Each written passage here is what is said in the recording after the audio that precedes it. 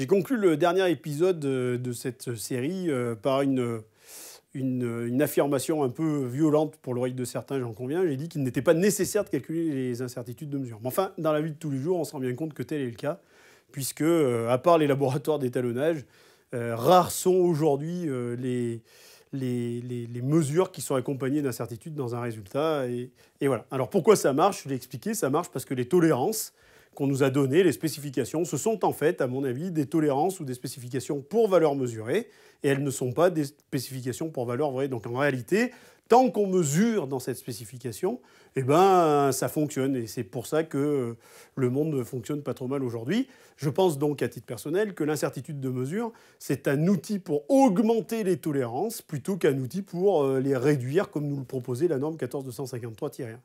Donc si on se souvient, la dernière fois, on a dit que finalement nos tolérances d'aujourd'hui étaient déjà les zones de conformité de l'ISO 14253-1. Ça veut donc dire que la valeur possible, l'étendue possible des valeurs qu'on pourrait admettre est plus grande et que finalement notre U, il ne se soustrait pas, mais il s'additionne. Il va de soi que devant une tolérance donnée, on ne peut pas additionner n'importe quel U. L'incertitude de mesure ne peut pas être infinie devant la tolérance. Il est logique qu'il existe une relation entre tolérance et incertitude de mesure. C'est cette relation qu'on appelle la capabilité. Alors, l'origine du concept de capabilité a été un petit peu dévoyée. La capabilité est née de la maîtrise statistique des procédés. Donc, on voulait s'assurer qu'un processus de mesure était capable non pas de vérifier une tolérance, mais de voir un processus de fabrication et d'en déterminer les paramètres, pour les spécialistes CP et CPK notamment. Et ce concept de capabilité a été un petit peu détourné, et maintenant on parle de capabilité pour déclarer une conformité.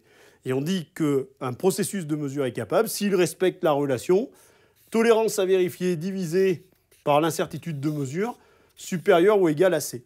Ce coefficient C, il a toujours été dit qu'il devait être contractuel. C'est bien entre le client et le fournisseur qu'on doit fixer cette valeur de C.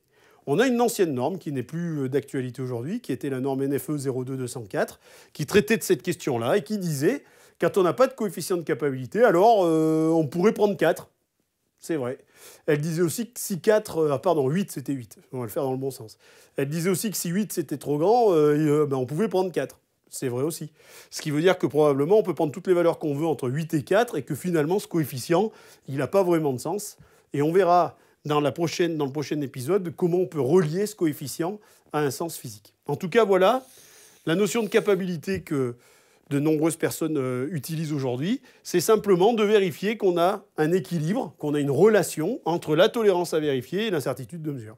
Si cette relation est vérifiée, on peut mettre en œuvre le processus de mesure et déclarer la conformité. Si cette relation n'est pas vérifiée, si T sur U est plus petit que la valeur contractuelle, alors il faut réviser la valeur de U, c'est-à-dire améliorer l'incertitude, s'intéresser aux causes d'incertitude qui sont les plus importantes de manière à trouver des stratégies pour les diminuer. Si par exemple c'est la répétabilité qui est importante, alors on travaillera sur des moyennes de mesure plutôt que sur des mesures individuelles.